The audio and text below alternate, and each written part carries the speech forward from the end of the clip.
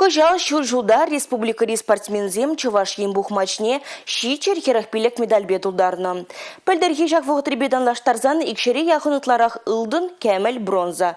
Шак кыдардывын шимеже пельдерден чуваш хинре спортсмензене хавгандарма бушланы. Лайық кытардуземшин стипендий бамадыдыны.